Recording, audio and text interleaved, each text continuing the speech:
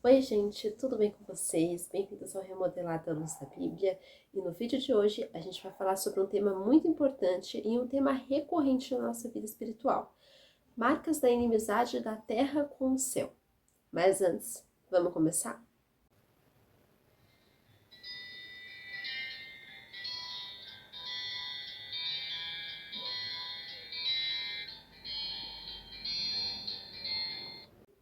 Bom, a nossa leitura bíblica do vídeo de hoje vai se passar no livro de Sofonias, no capítulo 3, a partir do versículo 1, onde diz assim: Ai da cidade opressora, da rebelde manchada, não atende a ninguém, não aceita disciplina, não confia no Senhor, nem se aproxima do seu Deus. Os seus príncipes são leões rugidores no meio dela, os seus juízes são lobos do cair da noite, que não deixam os ossos para serem roídos no dia seguinte.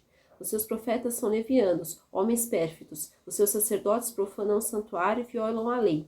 O Senhor é justo no meio dela. Ele não comete iniquidade. Manhã após manhã traz ele seu juízo à luz. Não falha, mas o iníquo não conhece a vergonha.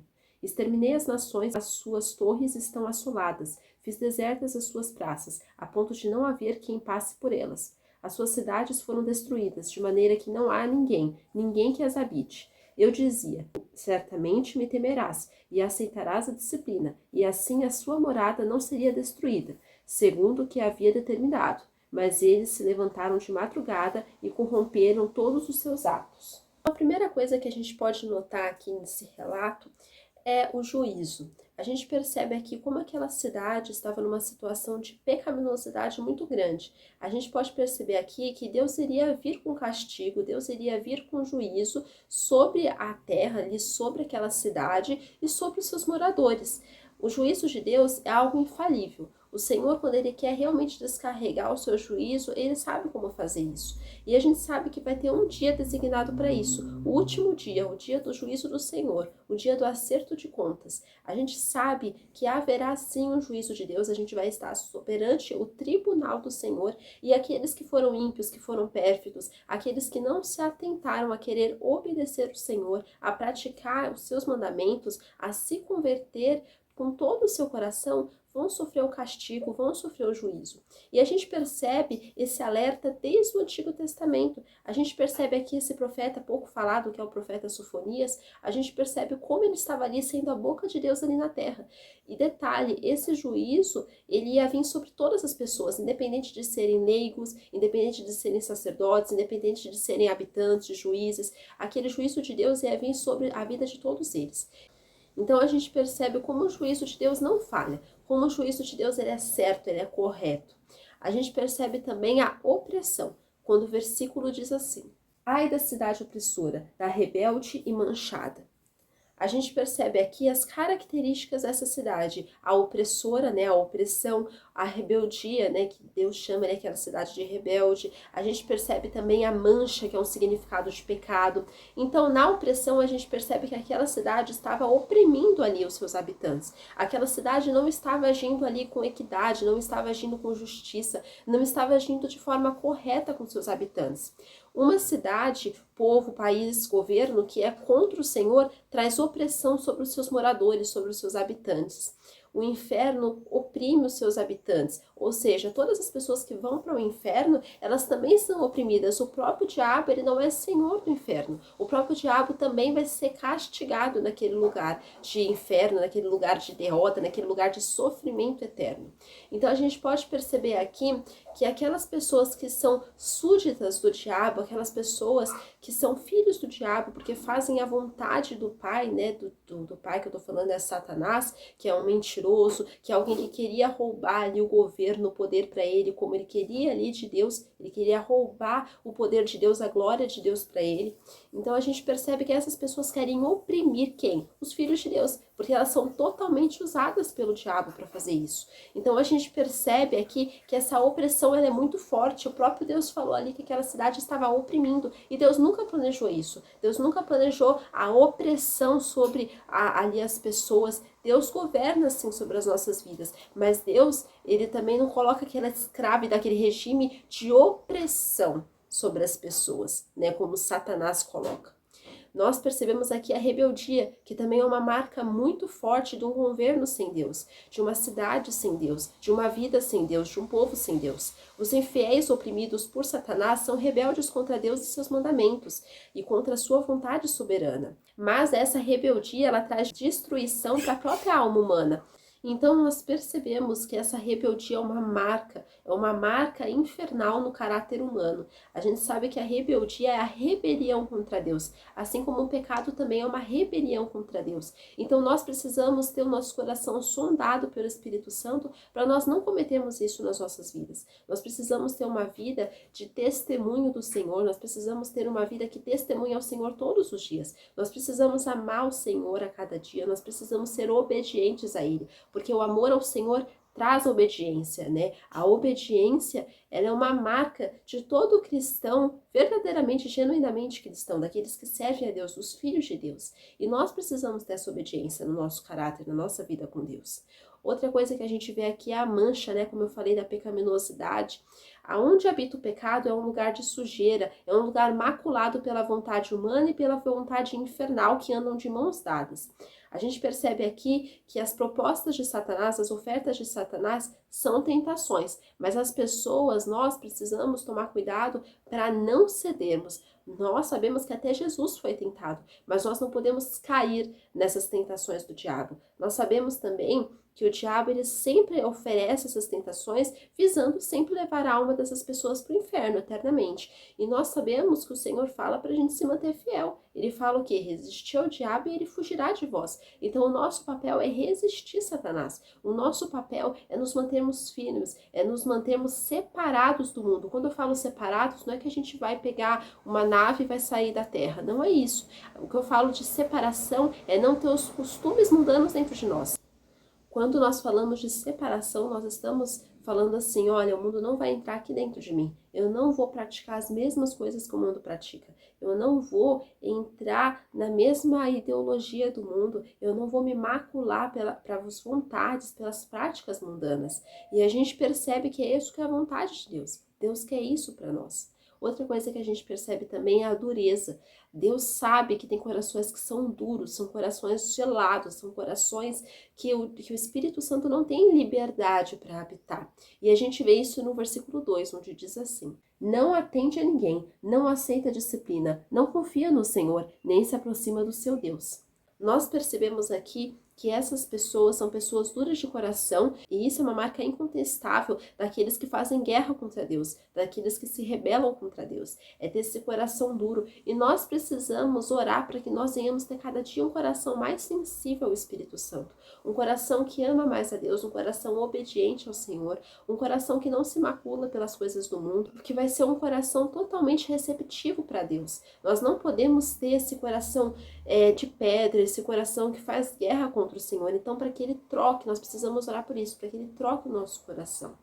Aí nós percebemos também que a dureza é algo que deve ser combatido dentro dos nossos corações, como eu falei, né, que nós precisamos até orar por isso, para que o nosso coração não se endureça com as coisas dessa vida, porque há um perigo na caminhada cristã, da gente acabar vendo tanta coisa, né, ver tantas coisas absurdas, coisas esdrúxulas, os escândalos, como Jesus mesmo nos alertou, e a gente acabar ficando com o coração muito duro, um coração que a gente não sente mais a compaixão, não sente mais o amor, a gente não tem mais aquele relacionamento com o Senhor como a gente tinha antes, não tem tanto aquela proximidade, aquela amizade com o Senhor.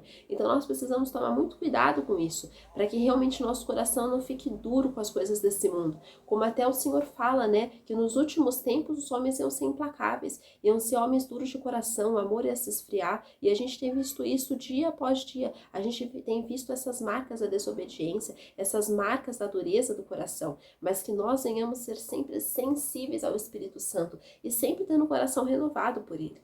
Outra coisa que nós podemos também perceber é esse sem disciplina. Essas pessoas não aceitam a disciplina, como o Senhor mesmo disse. Então, quando somos disciplinados por Deus, significa que nós somos filhos de Deus, que Ele nos ama, que Ele se importa conosco, e por isso que Ele nos disciplina. É como um pai, um verdadeiro pai e mãe amorosos, eles sempre vão buscar o melhor para o filho. Eles vão disciplinar, não é para ver o filho sofrer, mas é sempre para o filho melhorar, para o filho parar com aquelas coisas de menino, para os filhos ser uma pessoa mais responsável, para o filho andar no bom caminho, e não ser aquela pessoa que anda como o mundo anda, que vai ter o sofrimento no final da vida como uma consequência. A gente percebe até hoje como os valores são invertidos, como hoje a nossa sociedade é uma sociedade que se recusa a ser disciplinada, como uma sociedade rebelde está se conduzindo, mas sempre vai ter as consequências. As consequências sempre virão sobre a vida de todos os rebeldes, sobre a vida de todos os incrédulos. Então, quando nós somos pessoas indisciplinadas, significa que nós não somos filhos de Deus. Então, que nós possamos ser repreendidos, sim, pelo Senhor, pelo nosso próprio bem, que nós venhamos andar em obediência a Ele, que nós venhamos andar em temor a Ele, sabe? Então, que nós venhamos ter essa disciplina sempre nas nossas vidas. E como eu estava falando, que nós não venhamos seguir esse curso mundano, esse curso de sem disciplina, porque hoje a gente vê até próprias pessoas que trabalham com essa parte das emoções, pedagogos, psicólogos, falando que não pode corrigir mais os filhos. Então, vocês que são pais e mães, corrijam seus filhos, porque vocês estão fazendo um bem para eles. Porque aquilo que a gente não corrige hoje, aquilo que a gente não tira hoje, é uma emboscada amanhã, é uma brecha que Satanás está ali colocando, é uma consequência que vai vir mais para frente. Então corrija, se corrija a si mesmo e também corrija aqueles que estão sob sua tutela, aqueles que estão sob sua proteção. Nós venhamos ter um coração humilde perante o Senhor para aceitarmos a disciplina. Nós também precisamos ter esse relacionamento com Ele, porque uma marca dessa inimizade da terra com o céu é não ter esse relacionamento com o Senhor. Seja para uma nação inteira, seja para uma pessoa, a falta de relacionamento com Deus é aquilo que também traz a ruína, traz a destruição.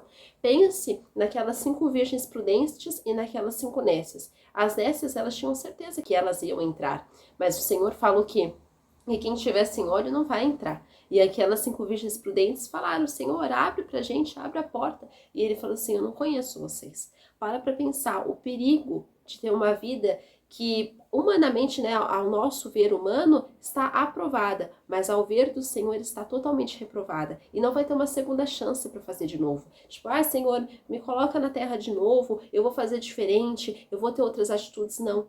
Aquela vai ser a última oportunidade, aquela vai ser a última chance.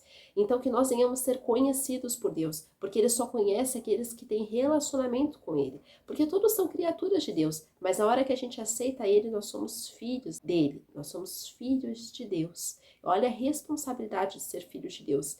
E assim como nós precisamos ter relacionamento com as pessoas que são parentes, amigos, familiares, muito mais com Deus. E como nós alcançamos esse relacionamento com Deus? Em oração, em busca, em leitura bíblica, buscando conhecer ao Senhor e conhecer a sua vontade. Então que nós venhamos realmente ter o nosso coração amadurecido pelo Senhor e um coração cheio dele, que nós venhamos ter esse relacionamento com ele. Eu estava até pensando, quando a gente vê os 12 discípulos de Cristo, a gente depois, né, quando Judas traz Jesus e ficam 11, mas pare para pensar no relacionamento que Pedro e João tinham com o Senhor Jesus. Quando a gente lê os evangelhos, fica muito claro. A gente vê várias vezes que Pedro falou e Pedro disse. Pedro era muito participativo. Mas a gente percebe como João também tinha aquela entrada ao ponto de estar ali aconchegado no Senhor Jesus, ao ponto de descansar sobre ele, ao ponto de estar naquela comunhão, naquela amizade, onde muitas pessoas hoje querem distorcer também, falando que Jesus tinha caso com João, uma mentira, uma heresia. Essas pessoas vão dar conta perante o Senhor de tudo aquilo que elas têm falado.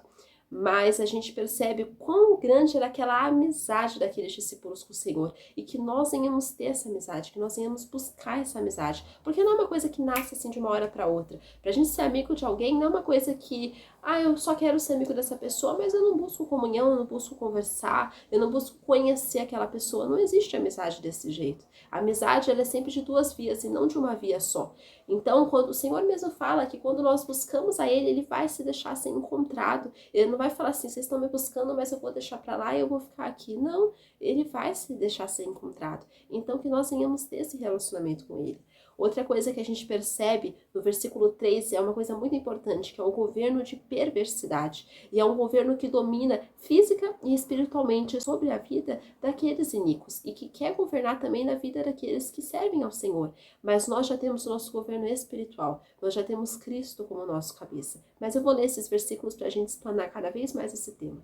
Os seus príncipes são leões rugidores no meio dela. Os seus juízes são lobos do cair da noite, que não deixam os ossos para serem roídos no dia seguinte. Então a gente percebe aqui essa marca dessa inimizade da terra com o céu, que é esse governo de perversidade, que até o governo da nação de Israel naquele momento estava sendo um governo pérfido, estava sendo contrário à palavra do Senhor, porque os governantes, aquelas pessoas que estavam ali para fazer juízo, justiça, estavam ali somente pelos próprios interesses, não queriam mais saber de Deus, não queriam fazer as coisas de forma justa, de forma obediente ao Senhor, não queriam pagar o preço pela obediência, mas estavam somente agindo na carne e na vontade do diabo.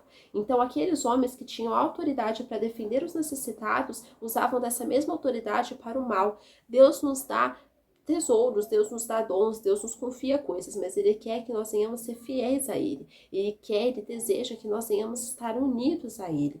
Então que nós venhamos pensar sim mais nas coisas do Senhor e menos nos nossos prazeres carnais, mais nas coisas do Senhor e menos nesse mundo terreno. Que nós venhamos sim ajudar, defender aqueles que mais precisam e não ser aquelas pessoas que vão usar aquilo que o Senhor nos deu só para os nossos próprios prazeres. A gente vê essas marcas desse governo perverso, né, como o Senhor fala aqui na palavra, com a leviandade, com a perfídia, a profanação e a desobediência.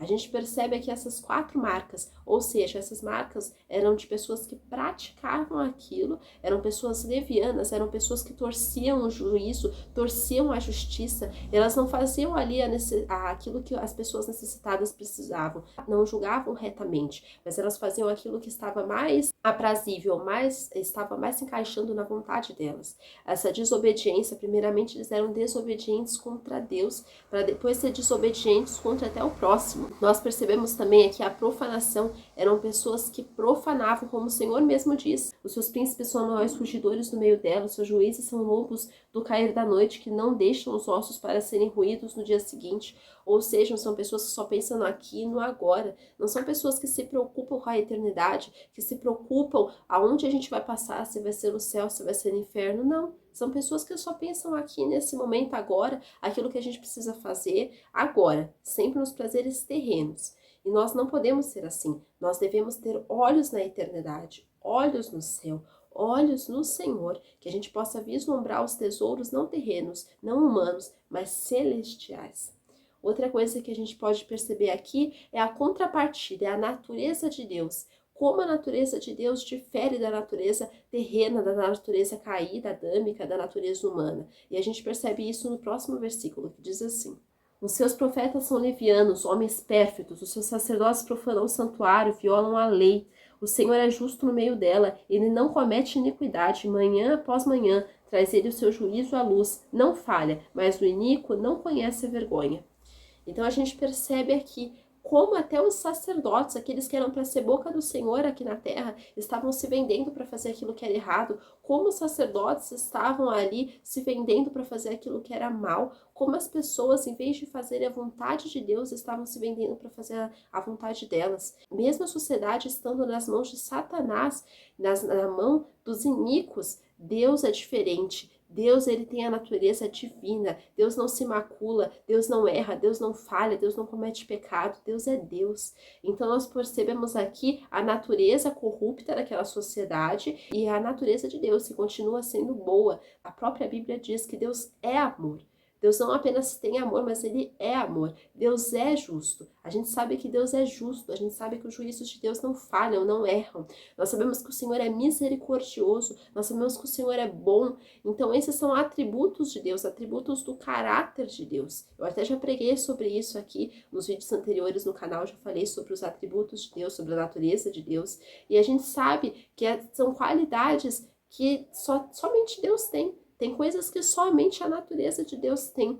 Como a gente pode ver a justiça, a perfeição, a sem iniquidade, né? Que Deus é um Deus que não comete iniquidade. A constância, nós sabemos que Deus era e é e há de vir. Nós sabemos que o tempo de Deus é outro, não é o mesmo tempo que o nosso, mas ele é outro. Deus, ele tem a perfeição no seu caráter. Deus não faz nada meia boca, Deus não faz nada por acaso, mas Deus é perfeito, Deus é eterno, Deus não muda, Deus não falha. Então essas são qualidades do caráter de Deus. Nós sabemos que a natureza de Deus é uma natureza perfeita, é uma natureza divina, e nós precisamos buscar mais relacionamento com o Senhor. Mas com a nossa natureza caída, não tem como uma pessoa pecadora ter um relacionamento com Deus, somente através do sacrifício de Cristo, somente através da cruz, somente através do sangue de Cristo, somente através dele é aquilo que nos justifica perante Deus, é aquilo que nos traz a remoção dos nossos pecados, o nosso arrependimento perante o Senhor Jesus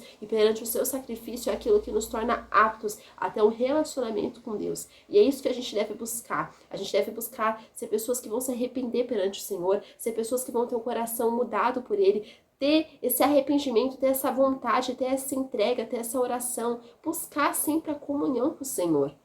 Nós podemos perceber também, infelizmente, o não tem arrependimento, que era uma marca daquela sociedade. Mesmo o iníquo cometendo a iniquidade e Deus o corrigindo, nele não há arrependimento. Nós sabemos que o iníquo, ele não se arrepende. Uma pessoa que está cega nos seus próprios desejos, nos seus próprios delitos, na sua própria natureza, ela não tem arrependimento. Sem o arrependimento não haverá mudança, não haverá nem justificação, porque aquilo que nos justifica é o sacrifício de Cristo, mas nós precisamos reconhecer que nós não podemos, com as nossas obras, nem com as nossas melhores obras, nós podemos ter a salvação, porque é somente Cristo que nos garante isso. Então nós podemos pensar que esse não arrependimento, ele é uma coisa que vai fazer muitas pessoas irem para o inferno, porque elas não têm arrependimento. A gente percebe hoje que as pessoas matam a sangue frio e elas não têm arrependimento. As pessoas fornicam, as pessoas pecam, as pessoas cometem adultério, as pessoas torcem o juízo, prejudicam os outros. A gente vê como a nossa sociedade atual é uma sociedade maldosa, como as pessoas fazem de tudo para prejudicar uns aos outros. Quando a gente fala da nossa sociedade atual, eu lembro muito da sociedade nos dias de Noé, de um mundo inteiro, de toda uma população. O único que se salvou foi Noé, os animais e a família dele. Ele, a mulher, os filhos e a mulher dos filhos. Então a gente percebe como aquelas pessoas ali, aquela sociedade estava corrompida, a ponto do Senhor destruir tudo que existia por causa daqueles pecados, por causa daquela sociedade. Outra coisa que a gente pode perceber também está no versículo 6, onde diz assim: exterminarei as nações, as suas torres estão assoladas, fiz desertas as suas praças a ponto de não haver quem passe por elas, as suas cidades foram destruídas de maneira que não há ninguém que as habite. Então a gente percebe aqui as consequências. As consequências vêm quando fazemos o que é errado, cometendo assim pecados contra Deus. O Senhor diz que estabeleceu o seu juízo e a sua justiça contra a cidade rebelde, ou seja, o Senhor, ele é contra a iniquidade, o Senhor é contra os pecados. E quando uma pessoa ela é dura de coração, ela não aceita repreensão, ela não tem arrependimento, as consequências amargas vão vir sobre a vida dela. As consequências tenebrosas, resultado dos pecados dela, vai vir sobre a própria vida desse indivíduo.